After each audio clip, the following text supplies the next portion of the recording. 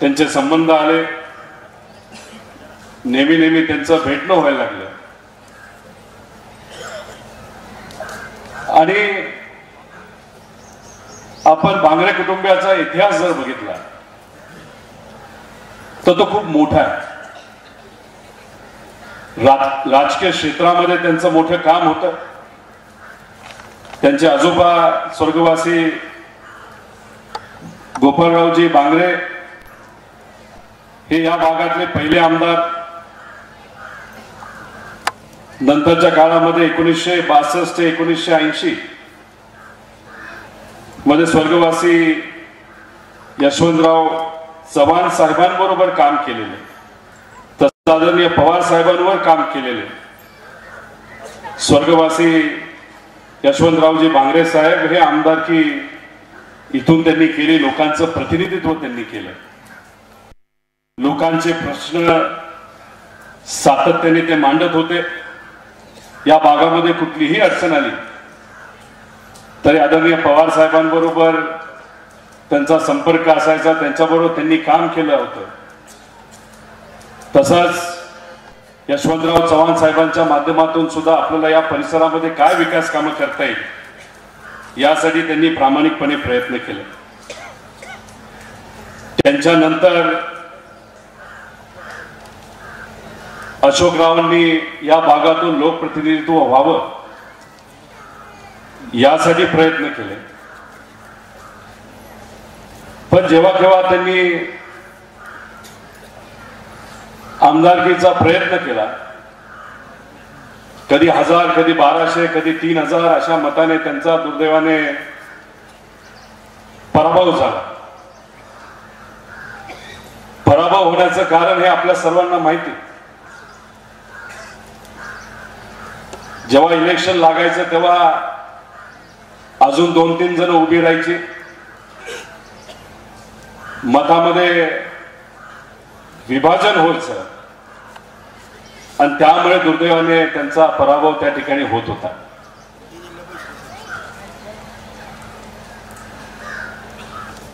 खरं तर काँग्रेसच्या काळामध्ये त्यावेळेचे आमदार होते ते पवार साहेबांच्या संपर्कात असल्यामुळे त्यानंतर त्यांना काँग्रेस आणि नंतर राष्ट्रवादीकडनं संधी ही देण्यात आली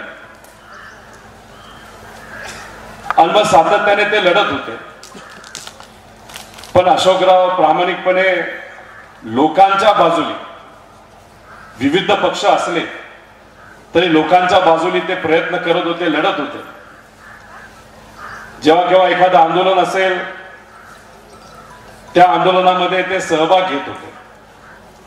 पाण्याचा असू द्या, जमिनीचा असू द्या, अजून कुठलंही आंदोलन असेल तिथं जाऊन कुठलाही कार्यकर्ता असेल, पदाधिकारी असेल, साधा शेतकरी असेल, त्यांच्या खांद्याला खांदा लावून त्या आंदोलनामध्ये ते सहभाग घेत होते. आणि तिथे असणाऱ्या आदिवासी समाजातल्या लोकांना असू द्या, नाही तर इतर समाजाच्या लोकांना असू द्या, शेतकऱ्याला असू द्या, त्याला न्याय कसं मिळेल यासाठी ते नेहमी नेहमी प्रयत्न करत होते. पण जेव्हा केव्हा मी अमितशी बोलतो तेव्हा सातत्याने त्यांचं म्हणणं हेच होतं की खूप पूर्वीपासून अशोकरावांना आदरणीय पवार साहेबांबरोबर काम करायचं होतं, पण त्यावेळेची परिस्थिती काय होती याचा अंदाज हा आपल्या सर्वांना आहे. खरं तर गेल्या निवडणुकीमध्ये बांगरे कुटुंबियांनी पुढाकार घेतला आणि ज्या लोकांनी विचार सोडला, ज्या लोकांनी जनमत सोडलं, लोकांना सोडलं आणि आपण केलेली चूक कुठेतरी पचावी यासाठी विरोधी विचाराच्या पार्टीमध्ये जाऊन निवडणूक लढली, तेव्हा तुम्ही सर्वांनी एकत्रित येऊन, खरं तर अशोकरावांनी ती निवडणूक लढली असती पण एका विचाराला हरवायचं होतं म्हणून सर्वजण एकत्रित आले, एका उमेदवाराला ताकद दिली आणि आपल्या विचाराचा उमेदवार 2019ला तो निवडून आला. पण जेव्हा काही लोक निवडून येतात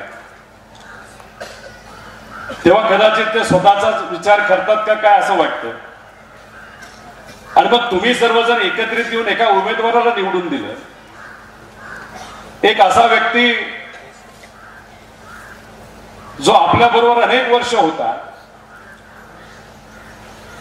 पण 2019च्या निवडणुकीच्या आधी आदरणीय पवार साहेबांना सोडलं, विचाराला सोडलं, तुम्हाला सोडलं आणि दुसऱ्या पक्षामध्ये जाऊन त्यांनी निवडणूक लढली.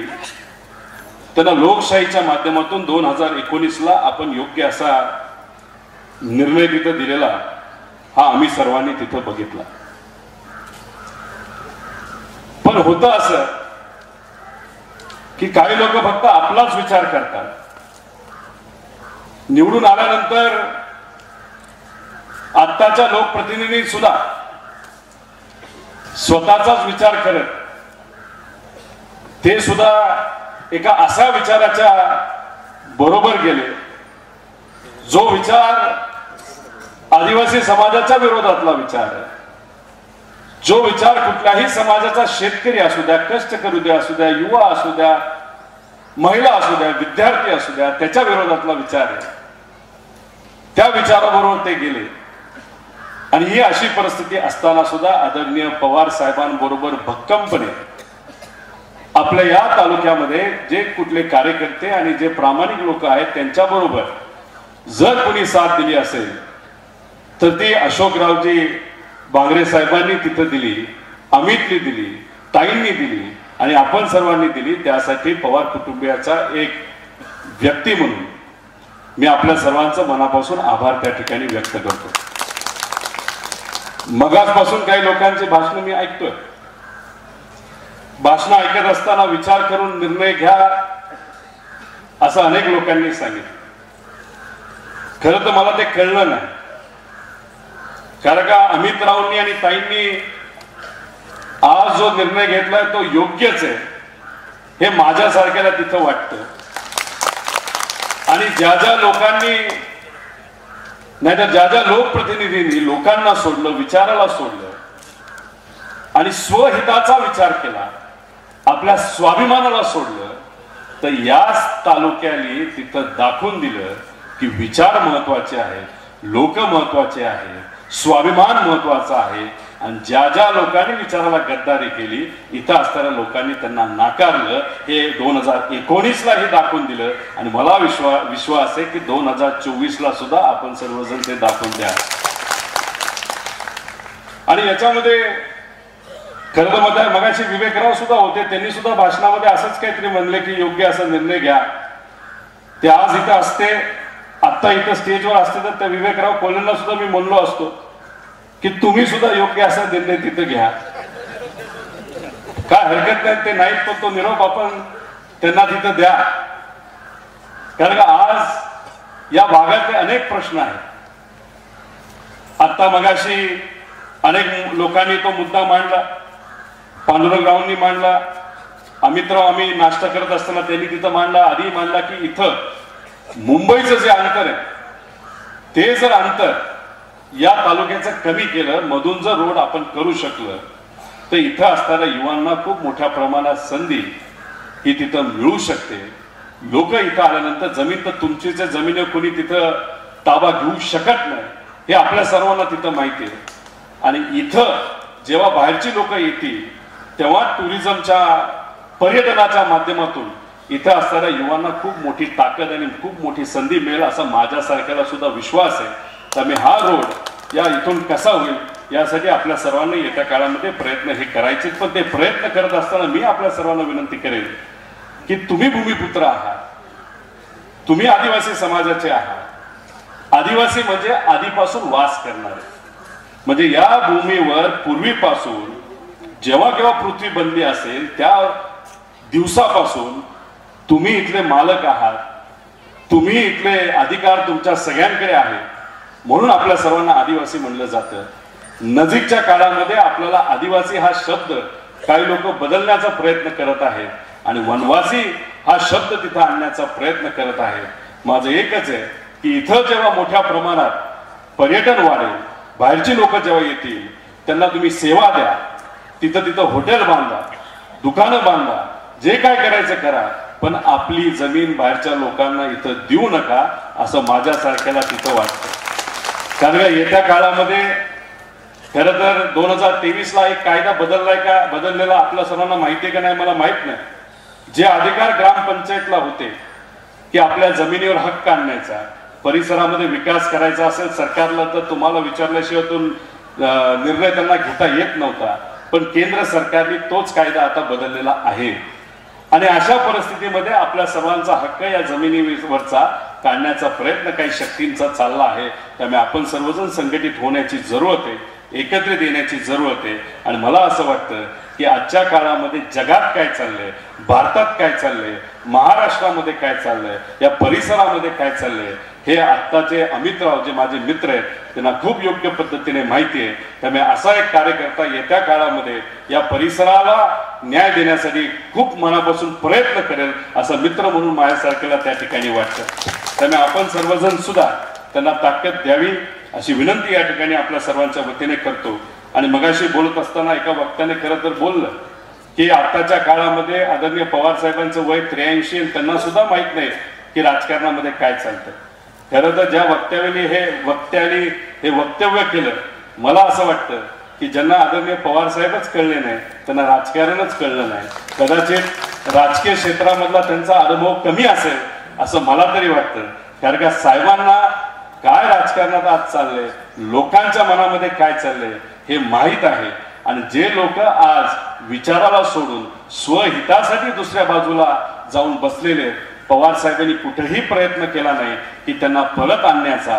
त्यांनी जर विचाराला गद्दारी केली असेल, विचार सोडून सत्तेसाठी स्वहितासाठी ते बाजूला गेले असतील तर पवार साहेबांना एक गोष्ट माहिती आहे, येत्या काळामध्ये लोकांच्या हिमतीवर लोकशाहीच्या माध्यमातून मोठे मोठे लोक कितीही बाहेर गेले असले तरी नवीन चेहऱ्यांना येत्या काळामध्ये संधी देऊन सामान्य लोकांचं जे प्रतिनिधित्व करतील त्यांनाच पुन्हा आणण्याची ताकद या आदरणीय फक्त पवार साहेबांमध्ये आहे.